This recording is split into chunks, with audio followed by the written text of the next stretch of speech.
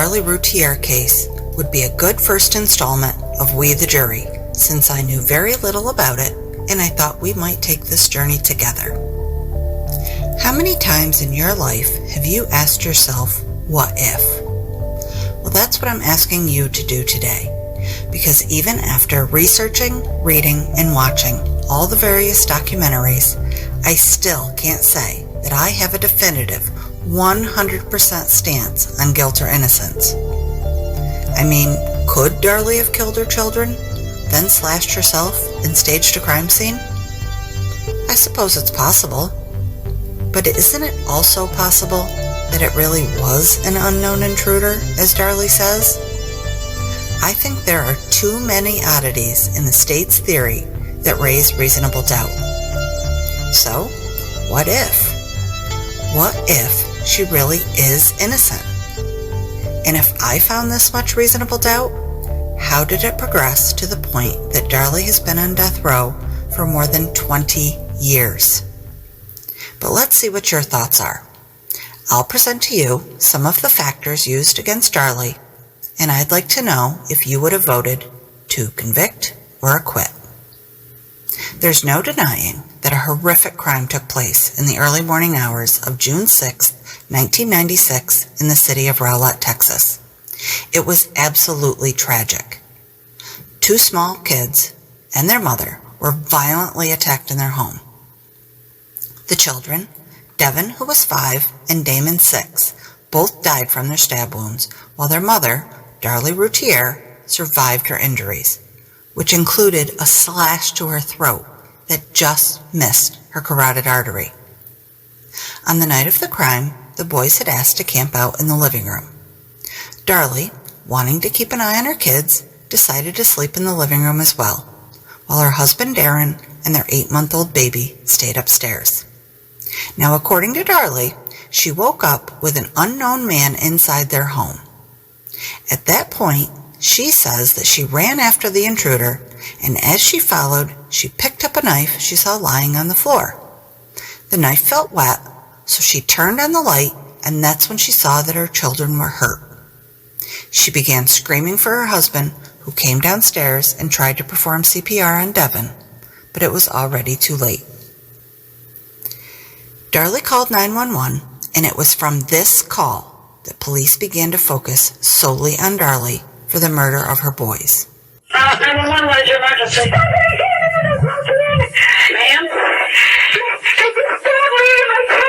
What? Who did? Hang on. One of the things that Darlie said during her 911 call was that she picked up the knife and therefore may have ruined any fingerprints on the knife. Investigators deemed that suspicious, saying what kind of person thinks about fingerprints as her kids lie dying in the same room? Out of context, sure, that might seem suspicious, and it's my opinion that police did exactly that.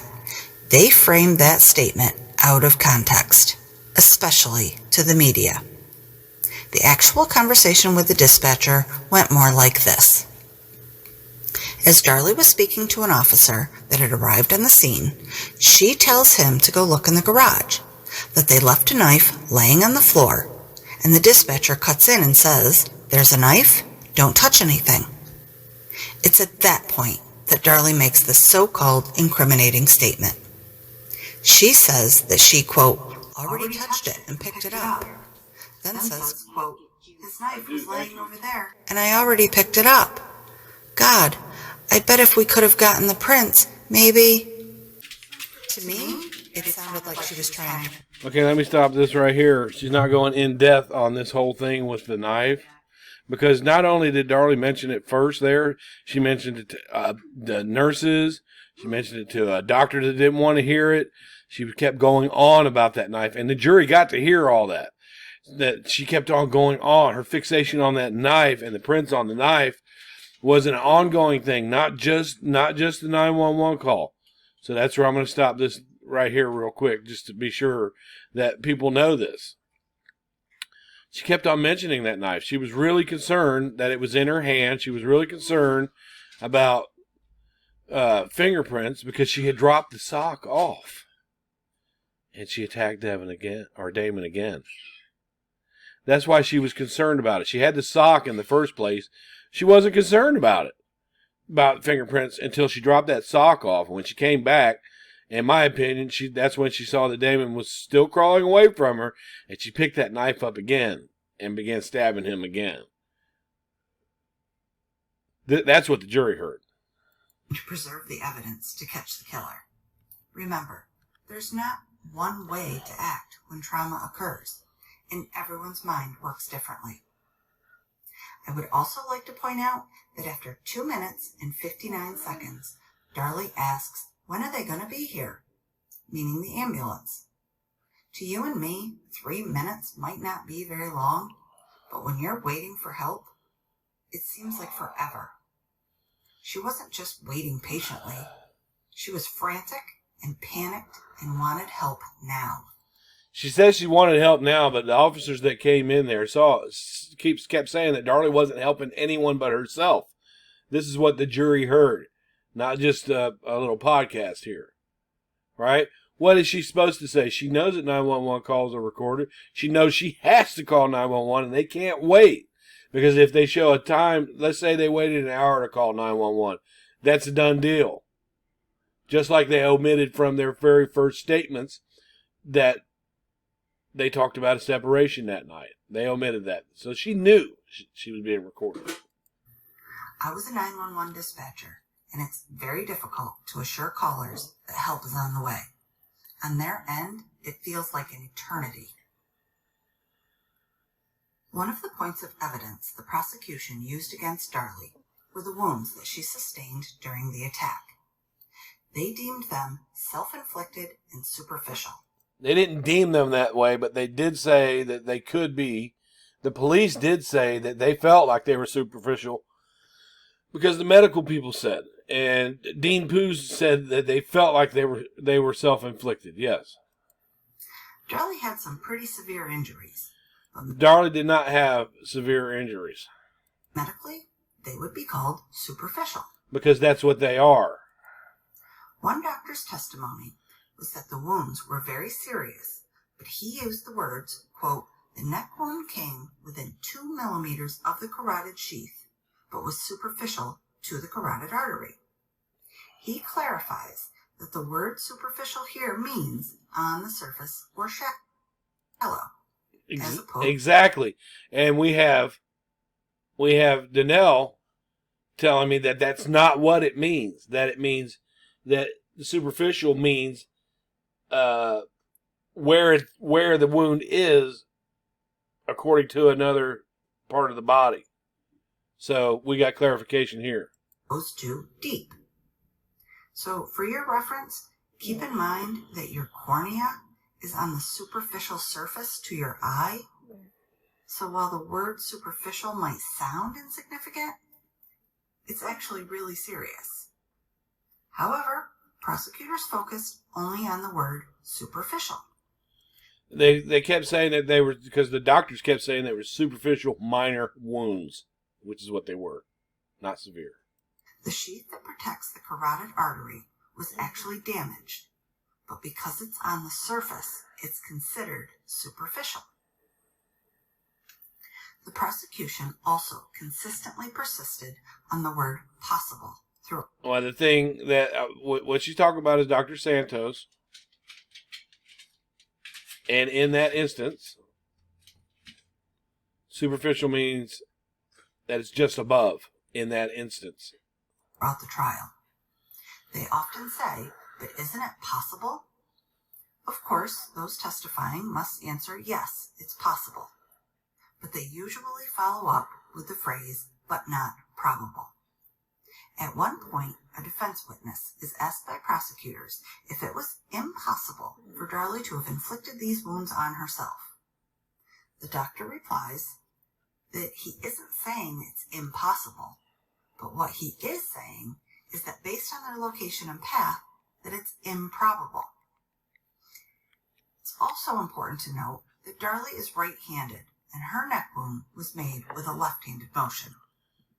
Furthermore, Now, how do you know that it's made with the left-hand motion? At any rate, you could take a 10-inch butcher knife and simulate it yourself. It's actually easier to do it with your non-dominant hand. Check it out yourself.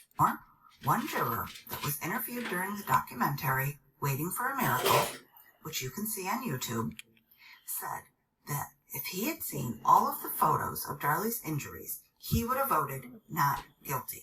It's not our fault that he did not see them because they were presented to the jury. As a matter of fact, I think each one was handed off individually to the jury to pass around. And even if he wasn't paying attention and didn't see those that were delivered to the jury, they discussed her wounds and her bruising, every bit of it during the trial. So if he wasn't paying attention, that's on Charles Sanford if he was not paying attention. Charles Sanford was also convicted of animal abuse shortly after the trial.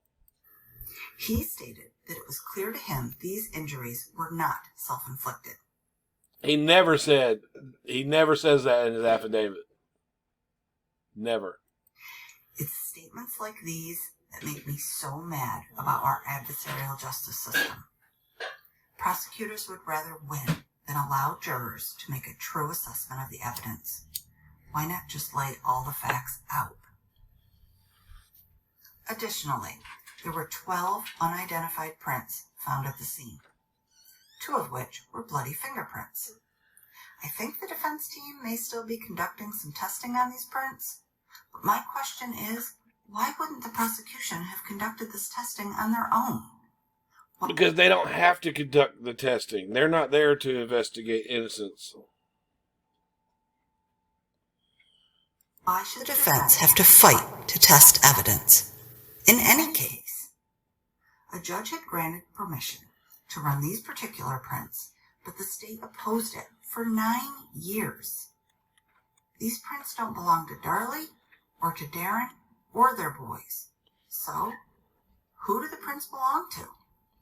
Remember, 2 of them are bloody prints. That's a good question, and we'll find out about that here soon.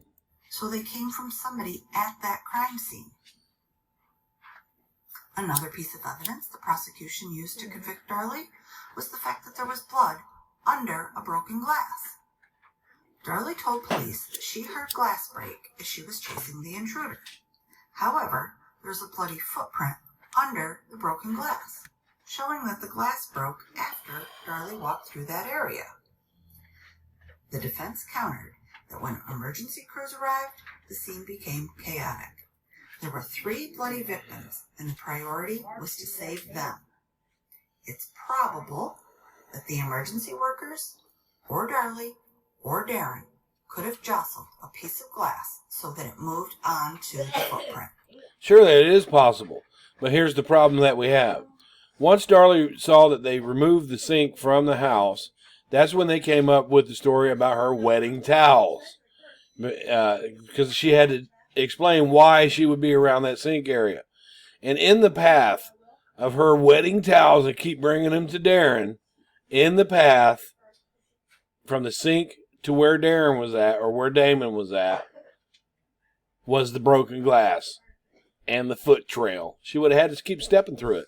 Her feet were not cut. That's what the jury heard, but she's not bringing that part up here. Remember, this is a scene where several people are consistently moving about in almost a frenzied state. Absolutely, the glass could have been moved around, but how many of them other people only had bare feet and were walking through it and didn't have cuts on it? Darlie didn't.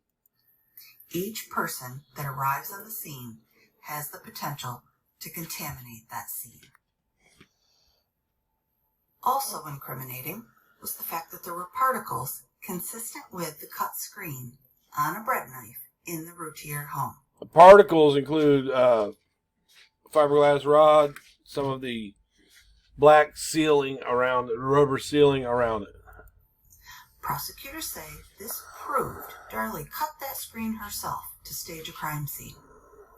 However, it was determined that cross-contamination could easily have taken place while dusting for prints. No, it was not proven.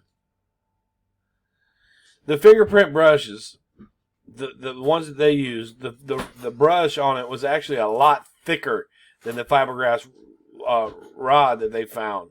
on that serrated knife, and it was stuck into one of the grooves of the serrate. So they know that the fingerprint brush had nothing to do with it because of the size of the fingerprint brush. Plus, you had no rubber sealing from the window on the fingerprint brush.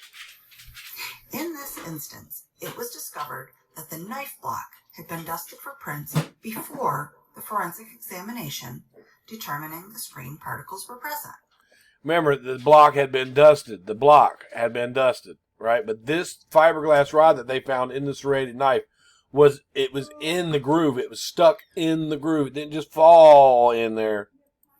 They say the particles could have transferred from the print brush. After further digging, I found a document from a forensic consultant hired by Darlie's first defense attorney. In it, he stated that he recommended further testing be conducted on the brush and the particles to substantiate or dispute the state's That was Charles Lynch that recommended that further testing be done, and it was. theory. He also stated that in his professional opinion, the crime scene was not staged. I'm not sure why, but Darlie's trial defense team didn't call this guy to testify. I think that was Labor or Epstein he's talking about there. Once police develop tunnel vision or focus on just one suspect, they tend to fit the evidence to their narrative rather than the other way around. Of course. Tunnel vision is a common factor in wrongful convictions. In this case, there were reports of a suspicious black car in the neighborhood. What makes that car suspicious? Tell me, why is it suspicious? I want to hear what she tells me why that car is suspicious. A neighbor reported to police that she saw the driver of this car looking at the Routier home twice before the crime occurred. Twice. And keep in mind, the Routier home was on a corner cul-de-sac, and sitting out front near the sidewalk was a $6,000 fountain that it was really pretty. And a lot of times when people would go by there, they would look at the fountain that looks like they're looking at the house. People would always look at that fountain. That's why the Routiers spent $6,000 on it, added in their yard. Look at me. Including the day of. And there's no evidence that police even followed up on that report. What were they supposed to follow up on? Stop every black car in the area? They got no plate number, no make and model. So tell me what they were supposed to follow up on. Neither Darren nor Darlie's cars were in their driveway the night of the murders, so their house appeared vacant. The Nissan Pathfinder, I believe, was parked out front. If someone was watching the house to get to Darlie, they would have seen Darren leave with Dana to drop her off. That would have been a perfect opportunity to go in. They didn't know if Darren was in there or not. Pretty tempting for a burglar, wouldn't you say? Pretty tempting until you get around to that back window. Another clue that police didn't thoroughly investigate was a sock found in an alleyway several yards from the scene. An athletic sock that was smeared with the boy's blood was found near a storm drain in an alley 75 yards from the Routier's house. It looked as though someone had tossed it toward the drain, but missed. The state theorized that Darlie dabbed the sock in her son's blood, then ran 75 yards to the alley, tossed the sock to make it appear as though an intruder did so. Then she ran the 75 yards back to the house. So let's break that down. First, if Darlie was trying to plant the sock, why wouldn't she have done so where she would be sure the police would find it? Like in her own yard? Furthermore, why even do so with a sock and not the murder weapon? Then there's the time. Because if she did so with the murder weapon, they would have noticed that the 10-inch butcher knife was missing from her block. That's one thing. I think Darlie tried to throw that sock down into the tunnel. I think she was worried about her DNA being on the inside of that sock, which it was. It was found. Darlie's DNA was found on the inside toe of that sock. The little light blood of Devin and Damon were in different spots. If you'd have had a shoe on, you wouldn't have been able to see those blood spots. Timeline issue. Her sons were both severely injured. Devin had died at the scene, and the medical examiner testified that Damon could not have lived more than 6 or 7 minutes after he was stabbed. Wrong. This is where we get things wrong. It was suggested, they kept suggesting, could he live 5 minutes? Could he have lived 6 minutes? I can't say. They say that the time starts with 9 minutes after Damon was stabbed. Would he have expired? But no medical person testified that he only had 9 minutes to live. It was suggested by the defense. But listen, I want to see how she explains this. It's not physically possible for Darlie to have stabbed the boys. Well, she just leaves it alone. But if you go in and look at the testimony, it was the defense lawyer that said, oh, so 9 minutes? 9 minutes? No doctor said that. Because everyone is different. There's people that's been shot right in between the eyes that still live. So everybody's different. But she moves right on from that. But there is no timeline. 9 minutes? Dabbed the sock in blood, ran the 150 yards to the alley and back. She brought it down to 6 minutes. But we know that the testimony is 9 minutes. And that 9-minute timeline came from the defense, not the doctor. Staged the scene, slashed herself, and then called 911 before Damon would have passed away. As a matter of fact, Damon died on the way to the hospital in the back of the ambulance. It's not physically possible, but police refuse to focus on anyone but Darlie. So if he didn't die until he got into the ambulance, did they take him from the scene to the ambulance in 9 minutes? No, he lived for quite a while. So the 9 minutes was wrong. As a matter of fact, they incubated a tube into his throat. They tried everything they could. And he died on the way to the hospital, I believe. I don't know the exact time. But it was longer than 9 minutes after being stabbed. So that would be wrong anyway. At trial, the prosecution also told the jury that the dust on the windowsill where the alleged intruder entered was undisturbed. It's not what they said. Further, they said, the mulch in the flower bed under the window was also undisturbed. It's not what Greg Davis said. Greg Davis said when you step out of that window, immediately you come into a flower bed with mulch in it. He didn't say it was directly. He said immediately, which it is. If you take another step, you'll be in that mulch. He did not. No one said anything about it being directly under the window. Darren brought a television crew to their home and demonstrated his ability to climb into and out of the very large ground-level window without touching the sill. And when Darren did that, the window had been removed, so he had more room. There was nothing in the garage. There was no animal cages, no big tall animal cage. None of that was there next to him. Yeah, he stepped right in it, no problem. But when he and you can see in that video where Darren's doing that, there is no mulch directly under that window. It is immediately. He said immediately you come to. Once you step out that window, immediately you come to. That's what Greg Davis said. He then showed the TV crew that the flower bed was about 6 or 7 feet from the window in question, so there would be no reason for that mulch to be disturbed. That's what they meant, because that mulch led to the gate. Immediately, you would step into a flower patch, he said. Greg Davis is looking at the route of escape. It's closer to the gate than it would be to step out all through the sidewalk. That mulch ends at the gate. Instead, there's concrete under that window. The defense team did make sure the jury was aware of the correct facts regarding the dusty windowsill and the mulch, but they still voted to convict Darlie. Investigators also found a blonde hair in the track of the window where the cut screen was. After analyzing the hair, it was determined that it had characteristics matching Darlie's,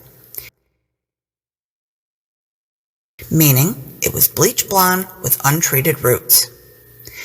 The analyst testified at her bail hearing that the hair was forcibly removed and it was a match to Darlie's hair, giving credence to the prosecution's theory that Darlie was the one that cut the screen and not an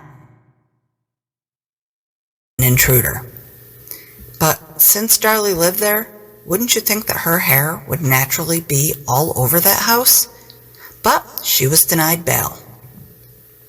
At trial, that same analyst testified that they conducted further testing on the hair, and it was determined to belong to a female police officer. How did a forcibly removed hair from a police officer get in that track? We'll probably never know, but what we can determine is that the crime scene was contaminated, and it also provides further proof that microscopic hair analysis is junk science.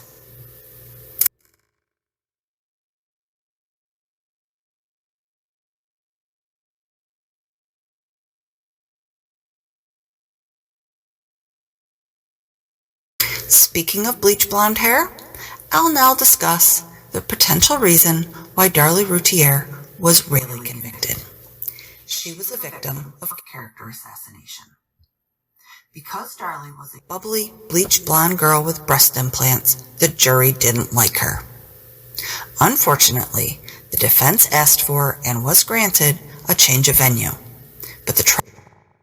Oh, no, that's not what happened. The change of venue came because KXAS, when they released the silly string party on the local news, the DA's office and the Dallas police got flooded with Dallas residents who demanded that Darlie be arrested immediately. That's why the change of venue was asked for. The trial was moved to a conservative town that had a 95% conviction rate, and they didn't take too kindly to Darlie. How many of those other 95% conviction people that Kerrville put away are complaining that they only got put away because they went to Kerrville? Is it only Darlie? Oh, okay. You betcha. All of her friends and family considered Darlie to be a great mom. But because she liked a lavish lifestyle and had nice things... What are all of her friends and family supposed to say? The prosecution portrayed her as materialistic and self-centered. Would a great mom allow her 2 children to go with a man who began molesting her at the age 8 on into teen years so she could go to see some strippers on Mother's Day?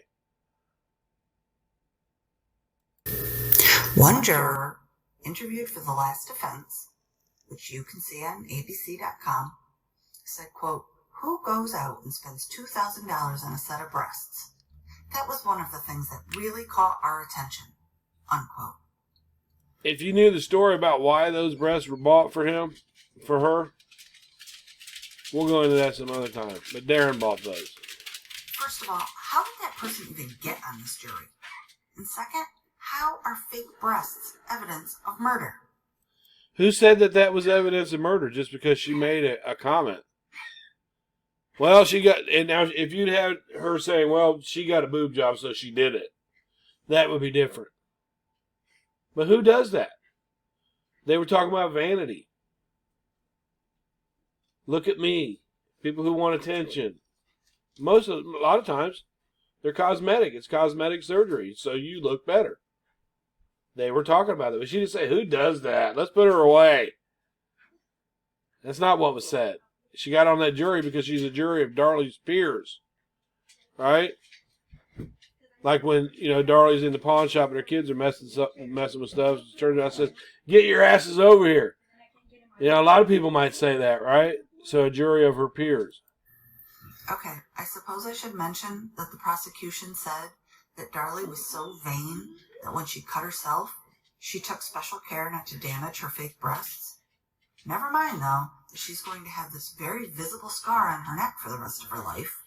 Well, here's the thing. That visible neck scar could lead to a story, which is, I'll tell you, when Darren graduated from the technical institute that he graduated from, they threw a graduation party for him, and nobody was paying attention to poor Darlie. This is according to what was told by the family. Nobody was paying attention to Darlie. She got upset about that and stomped off to walk home. And when Darren got home, she told her that she was accosted by a man who tried to attack her. Jury didn't hear that, though. Anyway, this juror mentions that throughout the trial, glamorous photos of Darlie were shown with her in flashy clothes and expensive jewelry. The juror also says, quote, "I don't buy any of that stuff, but she bought a lot of it." And that's just a thought. Some people don't buy a lot of that stuff, but she bought a lot of it. Look at me. Look at me. I want the attention. Look at me. Fountain in the yard. Look at me. Steam house in the back, $9,000. Look at me. Biggest house on the block. Look at me. Look at me. That's what they were talking about. Self-centeredness. Again, I'm not sure how that's evidence of murder. And nobody said, I don't buy jewelry like that. Yep, she did it. Let's lock her up. I vote that she's guilty because she bought jewelry. Nobody did that. Jurors speak about everything. They talk about all of it. They need to decide the fate of someone. So her vanity was definitely a topic. The juror made sure to add that, quote, "The way she lived doesn't make her a killer, but it sure does bring suspicion," unquote. Exactly. The suspicion of being self-centered. If the kids are taking up so much of your time and attention, like she wrote about in her diary, I feel like everybody expects too much of me, then the self-centeredness is off of her and onto the kids. I ask you, how does that bring suspicion to a person? It brings character suspicion of the self-centeredness. Look at me. Just like Darlie was not down helping the boys, but she had a towel pressed to her neck. And she says she dropped a towel on Damon. She put one on him. She didn't say anything about pressure. And all the medical staff that came in there and all the police that were in there said that there was no towel on his back. So she was taking care of herself with that green towel. And all those towels that got took out of there had Darlie's blood on them, not Devin and Damon's. In addition to her breasts, her clothes, and her jewelry, the jury felt the final straw for them was that Darlie was inappropriate at the boys' gravesite. They never said that was the final straw. You could take the silly string out. There was one juror that said, you take that silly string out of the equation. All the other evidence. Rena Way said that. You take that out. Friends had gathered to celebrate what should have been Damon's 7th birthday. During this celebration, a TV crew captured footage of Darlie smiling and spraying silly string near the grave. Darlie's family suggested the party, and her sister brought the silly string. But Darlie sprayed it, knowing that Damon loved it. That video was approximately 15 seconds long, and it sealed Darlie's fate. The jury watched it over and over again. They watched it 8 times because they couldn't believe what they were seeing. The jury also knew that Darlie wanted to take the stand, so they had a full-size photo of Devin and Damon that was placed directly in front of her, facing her, because they were hoping to see some kind of reaction, and they didn't get one. They gave her chances. And that same juror who spoke out about Darlie's lifestyle called this graveside behavior, quote, repulsive. It is repulsive to some people, and people have a right to that opinion. And I'll bet if you remember anything at all about this case, it's that video. What the jury did not see or hear was the somber service before that. Police illegally bugged the gravesite in hopes that they would catch a confession. But because the recording was illegally obtained, it wasn't played at trial. No, because it was illegally obtained. First of all, it was not a crime. They tried to sue. They lost. But this lady says because it was illegally, no. It wasn't played at trial because Doug Mulder didn't want to play it. You can read right in the jury transcript, the transcripts that Greg Davis said, sure, if you want to admit it, play it, go ahead. But see, we, the jury, this is misinformation all through and through. A juror admitted that had he heard that recording, he would have voted to acquit. There is no juror who said had he heard that recording, he would have voted to acquit. That's a damn lie. So, should someone's image be used as evidence? How about how they grieve? There was plenty of physical evidence in this case, so why even resort to that tactic? Scary that this could happen to any of us, right? So, after all this time, please ask yourself, what if? What if Darlie really is innocent and on death row?